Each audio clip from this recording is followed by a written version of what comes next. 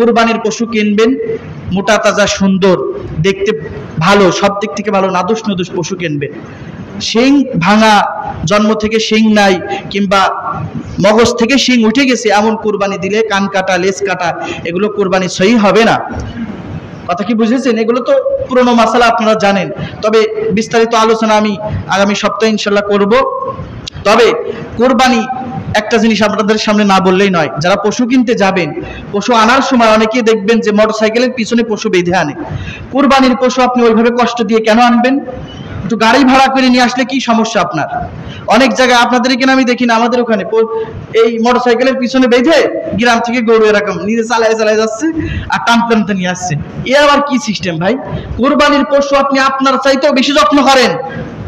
আমাদের সমাজে কিছু মানুষ ব্যবসায়ী, বিয়াদব ব্যবসায়ীরা কোরবানির পশু কিনে এনে ইচ্ছা রকম ধান আগে পুড়ে দেয় গালের মধ্যে, তার মধ্যে আবার কাক দিয়ে, ওই যে কিরাসিন মাপা কাক আছে না, পেট্রোল দেয় যে কাক, ওই কাক ঢুকায় দেয় ছাগলের গলার মধ্যে, কাক ঢুকায় দিয়ে এবার পানি ঢেলা শুরু করে, ঢেলতেই থাকে যতক্ষণ পর্যন্ত নাক মুখ দিয়ে পানি না বের হয় ততক্ষণ পর্যন্ত ছাগলের পেটের মধ্যে পানি ঢুকতেই থাকে। বিয়াদব ওর ধরে ওইভাবে ঢুকানোর দরকার, ওর পাশা দিয়ে পানি বের হয়ে যাবে।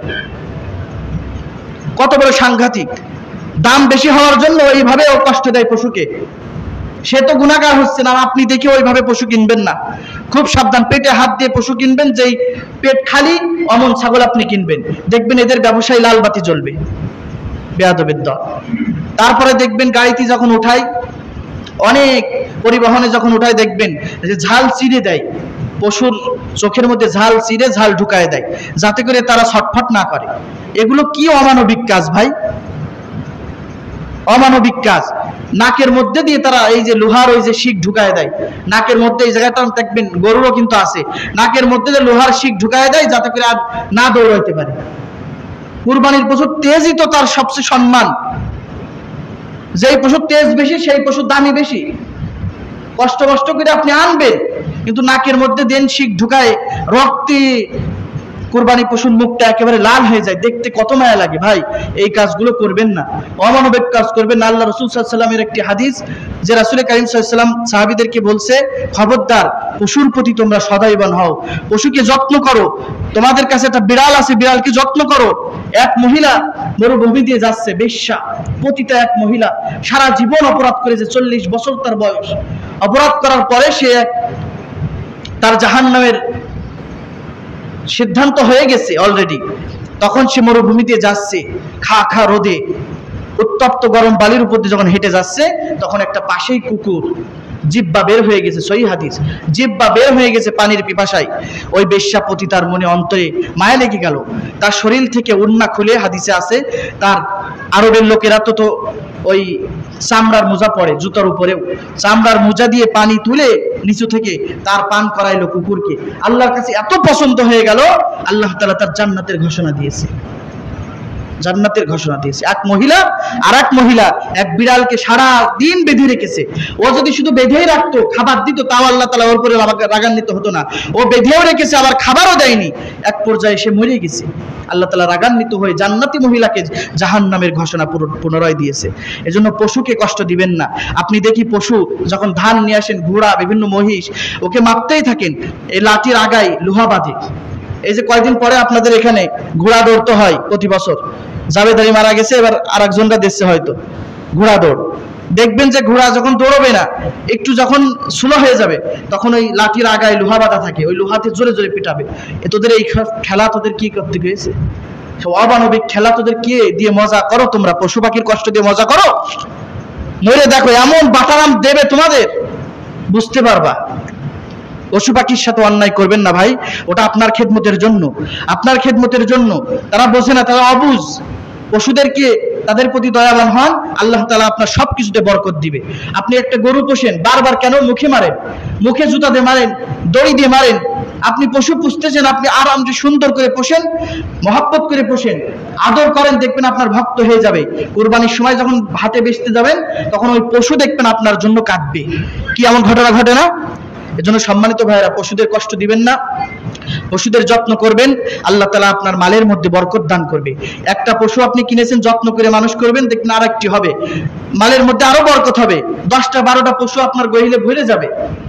আর যদি আপনি মারেন, কষ্ট দেন, দেখবেন যে আপনি ছন্ন ছেড়ে গেছেন, আপনার পশু আর হচ্ছে না। এটার কারণে পশুদের মারবেন না। আর কুরবানির পশুর সাথে তো কোনো অন্যায় করাই যাবে না। আল্লাহ আমাদের এই কথার উপরে সহি সমঝ দান করুক, আমিন। আল্লাহ আমাদের হাটের থেকে পশু কেনা আর সহি টাকা ছাড়া, হালাল টাকা ছাড়া কিন্তু কোরবানি হবে না, ঠিক আছে? সুদ খাওয়া, ঘুষ খাওয়া, মারা টাকা, এখানকার টাকা ওখানকার টাকা নিয়ে আপনি যদি কোরবানি দেন, ওই টাকায় কোনো কোরবানি কবুল হবে না, কোনো লাভ নেই। এত টাকা দিয়ে কোরবানি দিয়ে যদি কবুল না হয়, নিয়ত যদি সহি না থাকে আল্লাহর জন্য, গোশত আপনিই খাবেন। আগের যুগে তো পাহাড়ে রেখে আসতো আর পুড়ে যেত, তারপরে সে কোথায় ধুলে মিশে যেত। কিন্তু এখন তো তাই না, এখন কুরবানি আপনি দিচ্ছেন, রক্ত গোশত লাইয়ানাল্লাহুমুহা, এগুলো আল্লাহর কাছে কোনো কিছু পৌঁছাচ্ছে না, শুধু পৌঁছাচ্ছে কি? তাকওয়া, আপনার অন্তরের আল্লাহর ভয়। আপনি যে আল্লাহর জন্য দিলেন, আপনি গোশত খান, আপনি 3 ভাগ করার দরকার নেই, দরকার হয় আপনি 1 ভাগ আপনি দিয়ে দিন গরিব মিসকিনকে, আর সব আপনি খান, আপনি খেয়ে ফেলেন সব, তাও সমস্যা নেই, হাদিসে আছে আপনি খেয়ে ফেলেন। তবে 3 ভাগ করাটা সুন্নাত। 3 ভাগ করাটা কি? সুন্নাত। এই কাজগুলো করবেন। আর সম্মানিত ভাইরা, প্রত্যেকটা নবীর যুগেই কিন্তু কুরবানি ছিল, বিশেষ করে আদম থেকে শুরু করে নিয়ে হযরত মুহাম্মদ সাল্লাল্লাহু আলাইহি ওয়াসাল্লাম পর্যন্ত প্রত্যেকটা নবীর যুগেই কুরবানি ছিল। তাদের প্রত্যেকটা নবীর দিন ইসলাম কিন্তু একই ছিল। দিন ইসলাম কি? কথা কন। দিন ইসলাম একই ছিল, দিন ইসলাম একই ছিল। কিন্তু বাবা আদম থেকে মুহাম্মদ রাসূলুল্লাহ সাল্লাল্লাহু আলাইহি ওয়াসাল্লাম পর্যন্ত তাদের শরীয়ত ভিন্ন ভিন্ন ছিল, তাদের শরীয়ত ভিন্ন ভিন্ন ছিল। ঈসা নবীর শরীয়তের সাথে আমাদের নবীর শরীয়তের কোনো মিল নাই, আদম নবীর শরীয়তের সাথে আমাদের নবীর শরীয়তের কোনো মিল নাই।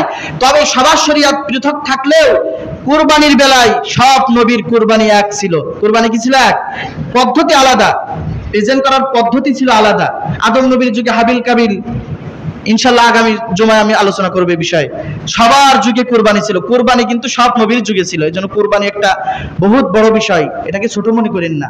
কুরবানি যাদের সামর্থ্যবান হয়েছেন, 60,000 টাকার মালিক হইলে আপনার খাওয়া দাওয়া কিংবা রিং টিন পরিশোধ হয়ে যদি 7,000 টাকা থাকে, তো আপনার জন্য কুরবানি দেওয়া ওয়াজিব। না দিলে আল্লাহ রসুল ধমক দিয়েছে, আল্লাহ তাআলা নিজে ধমক দিয়েছে।